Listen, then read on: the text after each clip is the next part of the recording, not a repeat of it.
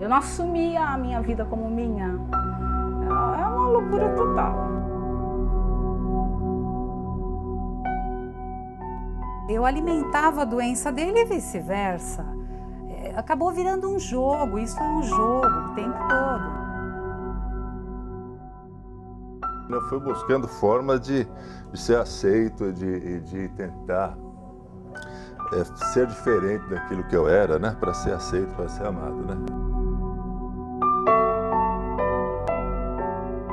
A gente tinha momentos muito bons, a gente ficava muito bem, só que a maior parte do tempo era a cobrança, a loucura.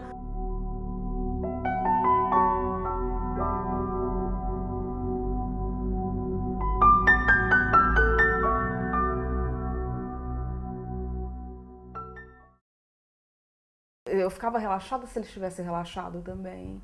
Meu final de semana era feliz se a gente conseguisse se ver conforme estava estabelecido. Então, a minha vida passou a ficar sob dependência da liberdade ou da não liberdade dele. Quem estava de fora achava que era um amor assim de novela, né? Quando na verdade a gente tinha ódio um do outro, né? Mas é interessante porque a gente não conseguia se livrar mesmo. E o que eu fazia? Toda a responsabilidade do relacionamento era minha, toda a culpa do relacionamento era minha, toda a despesa no relacionamento era minha. E eu fazia isso de uma forma tão automática que eu não percebia que eu amava de forma excessiva, que eu amava de forma enganosa até.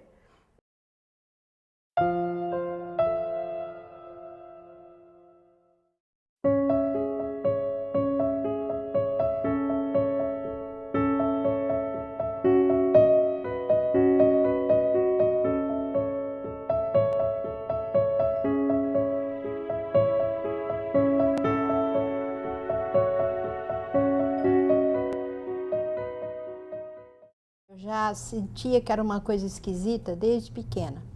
Desde pequena eu achava que eu não era merecedora de ser amada. E eu acho que isso norteou muito a minha vida sentimental e amorosa. O famoso dedo podre, entendeu? Sempre assim, escolhendo as pessoas que iam me magoar. Então eu atribuo a esta coisa de não ser suficientemente boa para ser amada. O amor excessivo eu descobri, infelizmente, com 43 anos só, que eu amava demais. Eu tinha um casamento muito complicado, né? Hoje eu sou separado. E um casamento muito insatisfatório, né? Eu não conseguia me separar, era uma relação muito difícil, né? Então eu fui identificando alguns pontos, assim, da minha dificuldade mesmo de relacionamento, né? E foi aí que eu através da literatura e dos conceitos de codependência, que eu fui me identificando, fui me encaixando no programa aos poucos, né? O que me ajudou a visualizar foi quando eu estava me submetendo a ser agredida fisicamente. Aí eu falei, opa, esse é o estopim. Alguma coisa está errada. Agora já não é mais aquela pessoa que estava brincando, estava pelo mundo, estava rindo. Ah, tá, o namorado não tá bom aqui, então vou ficar com outro. Tinha essa, né, naquele relacionamento, opa, alguma coisa tá errada, né? A partir disso é o fundo do poço. O estopim mesmo acho que foi isso, que quando eu fiquei sem meus amigos, ninguém mais queria sair, porque ninguém gosta dele, então assim, não tinha mais com quem sair, minha família não queria mais se relacionar direito comigo, porque eles também não gostam dele, então fiquei sem nada.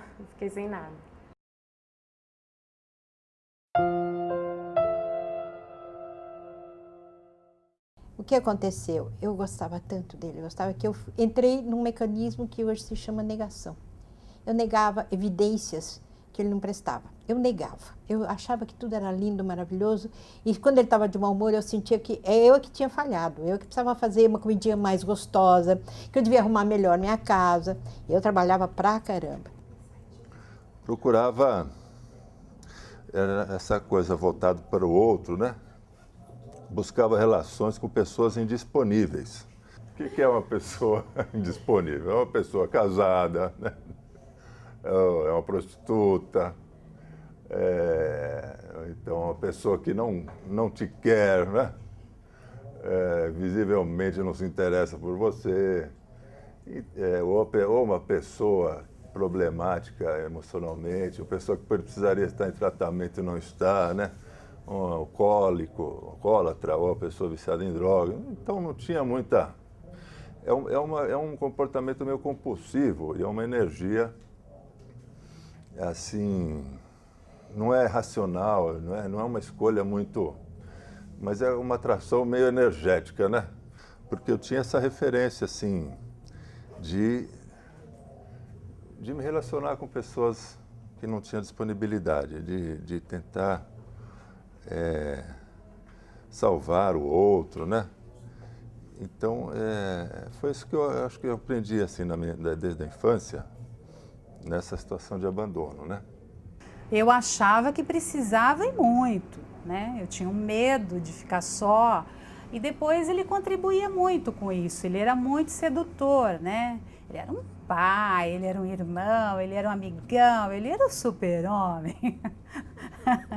Ele era maravilhoso, né? Era um casamento que eu queria manter a qualquer preço para falar que eu era casada e muito bem casada, e eu escondia muito isso, viu? O olho roxo, eu caí da escada. O braço roxo, a vassoura caiu em cima de mim e me machucou. Eu nunca admitia que eu tinha sido agredida pelo ex-marido. E aí eu buscava essas compensações, né? E não era só no amante, não, era em bebida também. Eu tinha compulsão por bebida.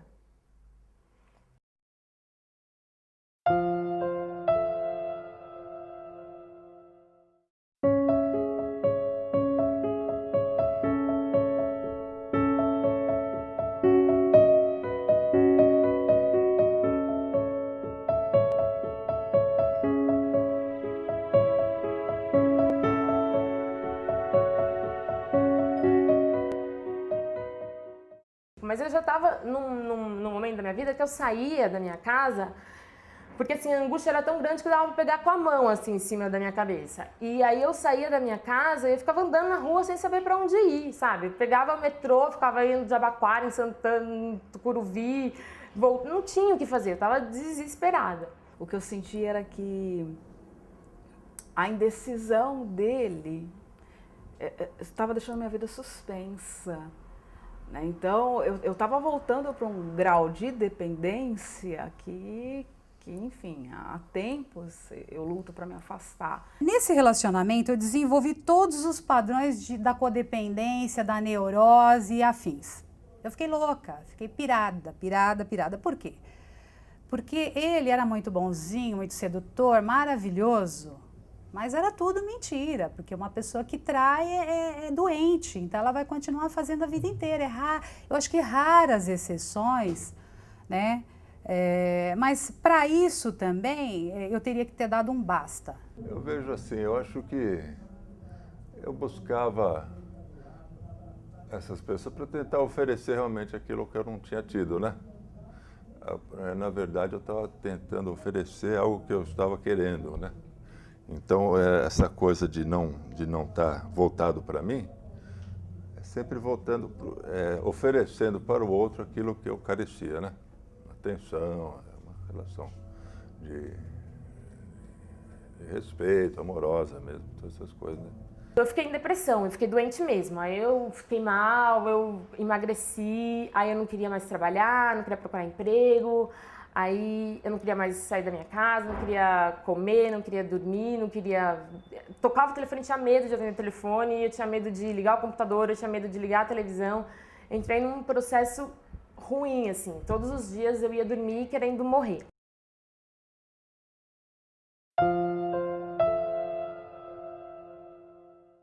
Um cara que tinha tido um envolvimento forte com a criminalidade, mas que naquele momento estava mais para gigolô do que, né? E esse cara foi o cara que começou a me agredir.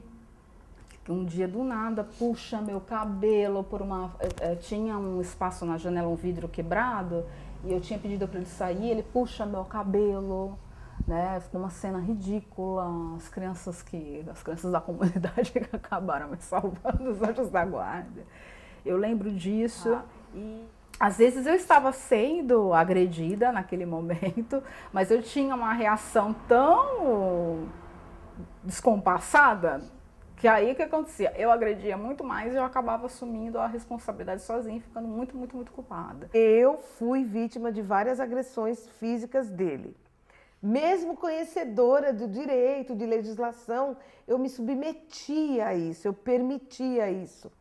Ele me criticava muito sobre o excesso de peso, a minha forma de trabalhar, o meu jeito de ser, o meu jeito de me vestir e principalmente o meu jeito de me relacionar com as pessoas. Eu achava que ele me protegia e na verdade ele era assim, ele era um semideus, um deus negro, o meu pai, a personalidade masculina que me protegeria como eu aprendi.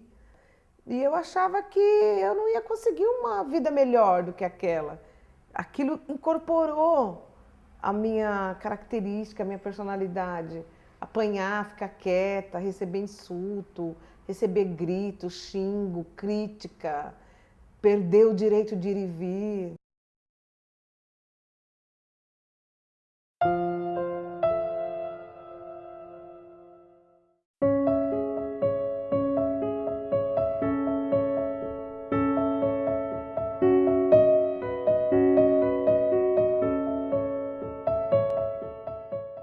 Ah, com certeza, né? Essa tranqueira toda vem lá de trás, né? Eu sou filha de pais separados, meu pai foi embora, eu era muito pequena, um cara super legal, meu pai, até aí ele foi na dele. O problema foi minha mãe, uma neurótica de carteirinha, né?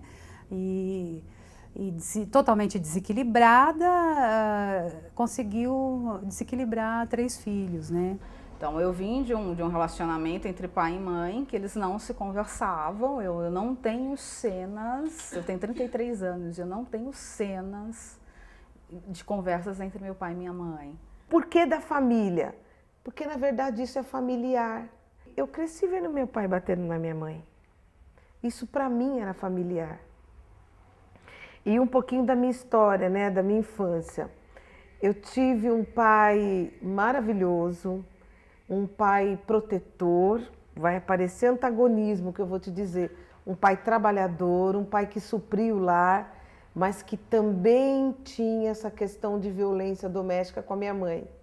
E a minha mãe ficava quieta. Minha mãe apanhou por vários anos e eu desconheço que ela tenha feito algum boletim de ocorrência. Eu tinha uma irmã excepcional, né? Que ela tinha uma diferença para mim ela nasceu, eu tinha 5 anos. Então, quando ela nasceu, toda a atenção da minha mãe foi para minha irmã. Meu pai era uma pessoa que trabalhava muito, muito envolvido, era muito amoroso, mas era muito envolvido com o trabalho e tal. Então, eu passei por a situação de abandono, né? A família é o berço de todas as neuroses. Mas o pior é que eles não são culpados, eles fazem o melhor que podem, que é uma coisa de uma família disfuncional. Minha mãe era uma pessoa muito complicada, muito fria, muito difícil de relacionar. Meu pai era um cara muito nervoso, maravilhosos os dois. Eles fizeram o melhor que eles puderam, só que para mim não foi suficiente.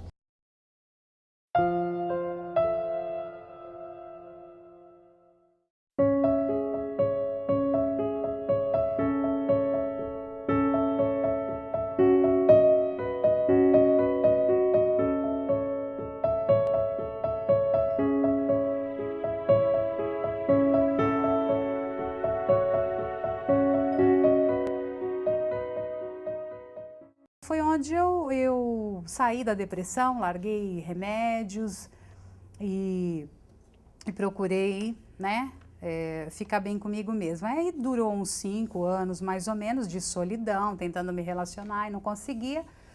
Quando eu me vi num fundo de poço, né, e foi quando eu entrei para o grupo E comecei a me identificar, né? Eu acho que eu tenho condição de me relacionar bem, como antes eu conseguia de forma fácil. Eu acho que o homem tem mais dificuldade de buscar ajuda, né? Até uma questão cultural, de não querer se expor, né?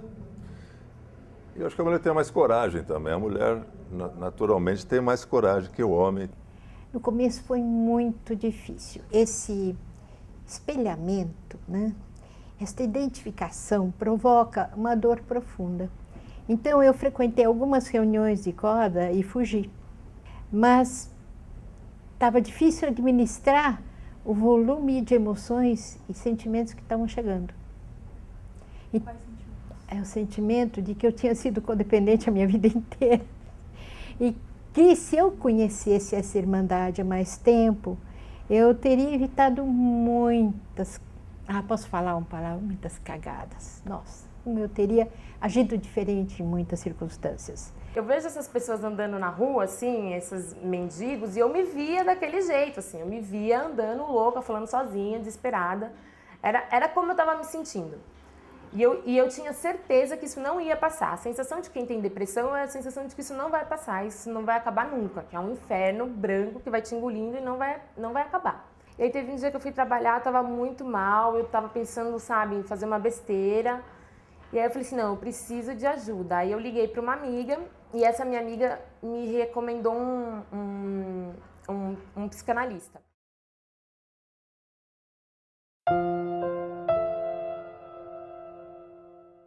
Vou percebendo que relacionamento saudável é uma coisa até muito simples, né? E não tem essa composição que teve esse relacionamento e outros que eu tive também, que foram bem destrutivos, né?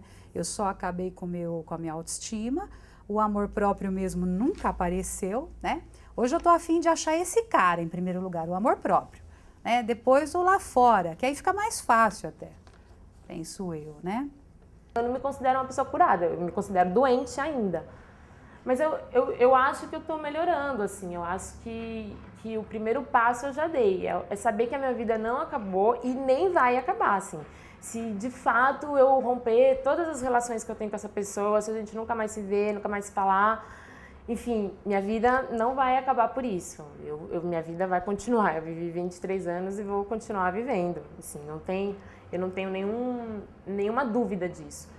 Finalmente, eu consegui dar um nome para a minha doença, que eu vinha me acompanhando desde a pré-adolescência, essa coisa de me sentir inadequada, não sentir digna de ser amada. E o fato de dar um nome para a doença me deu um sentido da minha vida, me explicou o que tinha acontecido. Eu estou recuperada. Eu entendo que essa doença de amar demais é uma doença de alma e ela está enraizada na minha personalidade. Se eu não tomar cuidado, eu vou fazer tudo de novo. Eu não estou curada, mas eu tenho controle, eu mantenho controle disso tudo. Se eu não cuidar, eu vou começar a amar de forma excessiva de novo, porque eu ainda tenho um vazio dentro de mim.